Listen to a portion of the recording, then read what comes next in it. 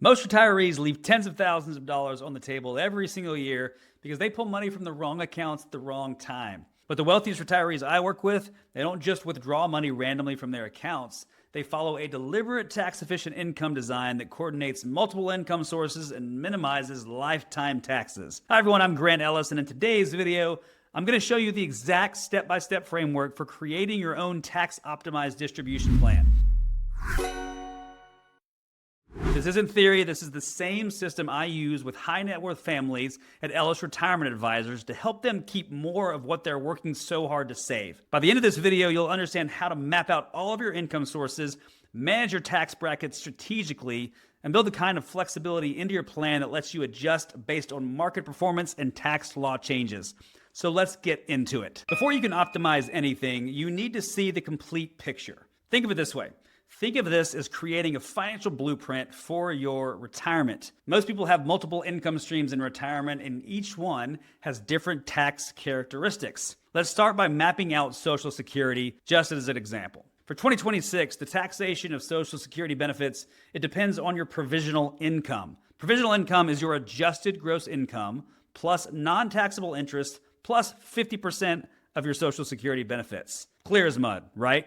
If you're married filing jointly, none of your benefits are taxed if your provisional income is below $32,000. Between $32,000 and $44,000, though, up to 50% becomes taxable, and above $44,000, from $44,000 up to 85% of your benefits can be taxed by the IRS. And these thresholds, they haven't changed since 1993, which means more retirees get caught in the tax trap every single year. Next, we identify your pension income if you have any. This is fully taxable at ordinary income tax rates. Then we document your required minimum distributions. If you were born between 1951 and 1959, RMDs, known as required minimum distributions, begin at age 73. If you were born in 1960 or later, they start at age 75. And at age 73, you're required to withdraw approximately 3.77% of your pre-tax retirement account balance every single year. And that percentage increases every year thereafter. By age 80, you're withdrawing over 5% annually, and that's a significant amount that gets taxed at your highest marginal rate. Finally, map out your investment accounts.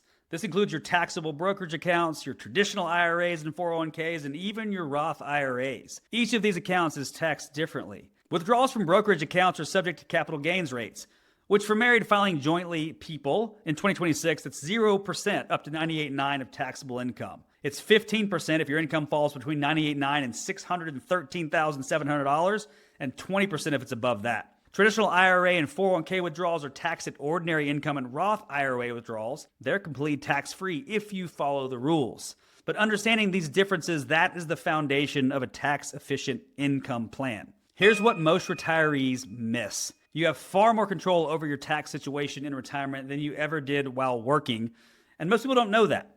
During your career, your W-2 income largely dictated your tax bracket. But in retirement, everything changes and you get to be the architect. The key is intentionally managing your taxable income each and every year to stay in optimal tax brackets and avoid costly thresholds. You don't want to get caught with more taxes than you realize you're going to have to pay.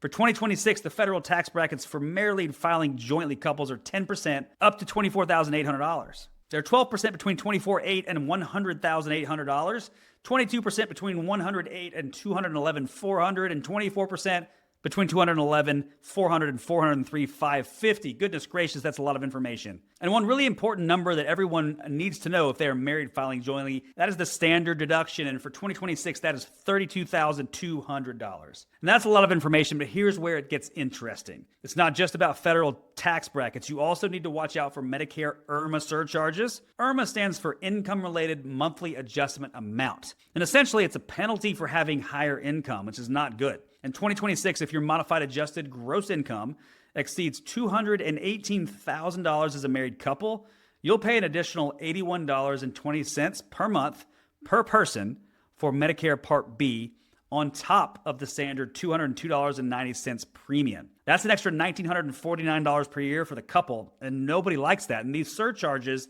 they continue to increase at higher income levels They reach an additional $487 per person per month at income levels above $750,000. When you factor in Medicare Part D prescription drug surcharges, you could be paying over $10,000 annually in additional Medicare costs simply because you didn't manage your income strategically. So you have to make sure you're on top of these things or work with someone who is. And this is why I work with clients to create what I call a tax bracket budget for each year of retirement.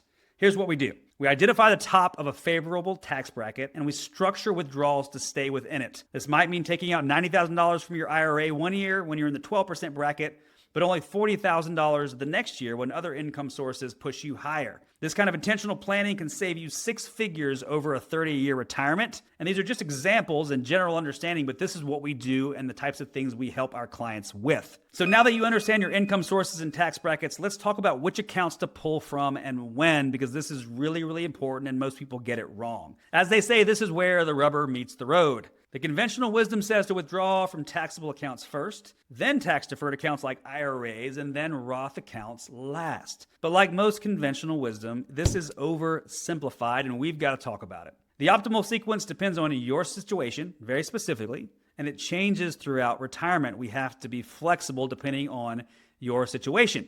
So let's walk through a common scenario here. Imagine you're 65 years old, you are recently retired, and you have not started taking Social Security yet. Your income's low because you don't have wages anymore. This creates what I call the Roth conversion sweet spot. And I didn't make that up, somebody else did, but I'm going to use it. During these years, before RMDs, required minimum distributions kick in, and before Social Security starts, you have maximum control over your taxable income, which is awesome. This is the perfect time to do strategic Roth conversions. What we're doing is filling up the 12% or even the 22% tax bracket. Essentially, what you're doing is you are paying taxes at a known, relatively low rate today to avoid a much higher rate later on when RMDs force you to take large distributions. To fund your living expenses during this period without triggering conversions, you'll want to pull from your taxable brokerage account. This is where having multiple types of accounts becomes very, very valuable and very helpful for us as we're helping you plan. By taking capital gains from your brokerage account, you're using the preferential long-term capital gains tax rates,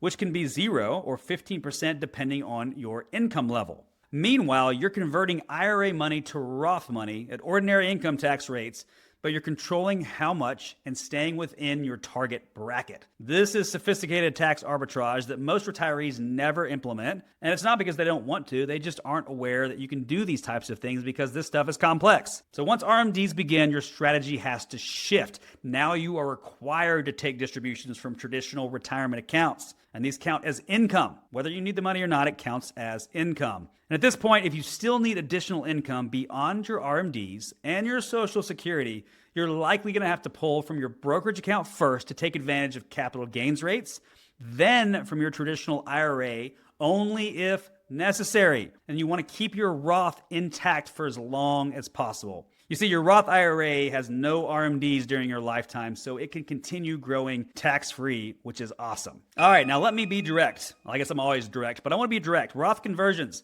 they're one of the most powerful tools in retirement tax planning, but they're also one of the most misunderstood. A Roth conversion means moving money from a traditional IRA to a Roth IRA and paying taxes on the converted amount in the year that you do it. The benefit is that everything grows tax-free from that point forward, and you're never going to have to pay taxes on that money again. So the question isn't whether to do conversions, it's when and how much. The optimal window for most retirees is between retirement and when RMDs begin. This hypothetical scenario illustrates the opportunity, so let's get into it for just a minute. Let's say you retire at 62 and you have $1.5 million in your IRA. You don't need to touch it yet because you have other income sources. If you do nothing, by age 73, when your RMDs start, that account might have grown to $2.2 million depending on market conditions. Your first RMD would be approximately $83,000, which combined with Social Security could easily push you into the 24% tax bracket and also trigger IRMAA surcharges, which we talked about before. But what about this instead? Let's say you converted $80,000 per year for 10 years, filling up the 12% tax bracket. You'd pay about $9,600 in federal taxes annually on that conversion, assuming you use the full 12% tax bracket. Over 10 years, that's $96,000 in taxes, but you have now moved $800,000 into Roth accounts where it will never be taxed again. That's a good thing. Your remaining IRA balance, it's much smaller, so future RMDs will be lower, And this will keep you in lower brackets and help you avoid those unnecessary IRMAA surcharges. The lifetime tax savings on something like this can easily exceed $200,000 or more. But here's the critical part. Here's what you need to know. You need cash or brokerage account money available to pay the taxes on conversions. It's really, really important, and people forget about it. Never withhold taxes from the conversion itself. If you convert $80,000 and you withhold $9,600 for taxes, you only got $70,400 into the Roth. It's much better to pay the tax from a separate account and get the full $80,000 growing tax-free. This is why building up that taxable brokerage account during your working years is so very valuable. It gives you the ammunition to execute on these complex but often necessary strategies. Social Security timing is intimately connected to your overall distribution strategy. When you claim Social Security, it affects which accounts you should draw from and your overall tax efficiency. Every year you delay claiming from age 62 to 70, your benefit increases by approximately 7 to 8%. That's a guaranteed rate of return, and that's really hard to beat these days. But delaying requires funding your lifestyle from other sources. You have to pay yourself to meet your needs and live out your dreams. And this is where integration becomes critical. If you delay Social Security until age 70, you need to fund 8 years of retirement from other sources. The money has to come from somewhere.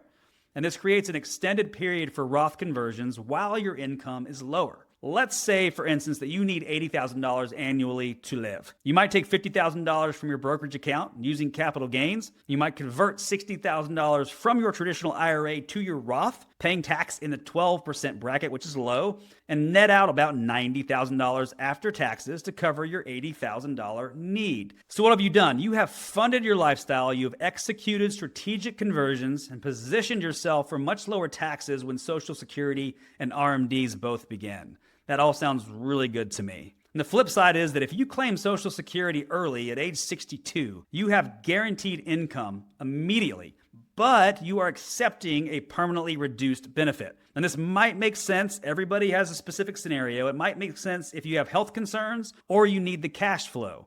Remember, it's very specific for you and your needs, but from a pure tax optimization standpoint, delaying Social Security while doing Roth conversions is often the superior strategy for those who can afford it. And the key is running the numbers for your specific situation. There is no one-size-fits-all answer, as much as I wish there was. It's specific for you and your needs and your scenario. And also, if you are charitably inclined, you have powerful tools to reduce your taxable income while also supporting causes that you care about. One of the most valuable is the Qualified Charitable Distribution, also known as the QCD. And we're going to talk about it for just a minute. Once you reach age 70 and a half, you can donate up to $111,000 in 2026 directly from your IRA to qualified charities. This distribution counts toward your RMD requirement, but it's excluded from your taxable income. Let me say that again. That's really important. I want to make sure you don't miss it. The money satisfies your RMD, but you don't pay any taxes on it. So let's look at a hypothetical scenario to illustrate the impact of that. Let's say you're 75 years old and your RMD is $60,000. Let's also say you normally give $15,000 to charity each year. Well, if you take that full $60,000 RMD, it's all taxable income. Let's say you're in a 22% tax bracket, so you pay $13,200 in federal income taxes. You then donate $15,000 to the charity from your after-tax money. This is normally the way that people do it. If you itemize deductions, which many retirees don't because of the high standardized deduction, you might save $3,300 in taxes from that contribution to the charity. The net result is you paid $9,900 in taxes. No fun. But let's look at doing it differently. What are the alternative options? Let's say you direct $15,000 from your IRA directly to the charity using a QCD. This counts towards your RMD, so you only need to take the remaining $45,000 as taxable income. Well, your tax bill is now $9,900, which is 22% of $45,000, but you don't get a charitable deduction because the income was excluded to begin with. However, you effectively donated the full $15,000 from pre-tax dollars, which is important. The charity, they received the same amount,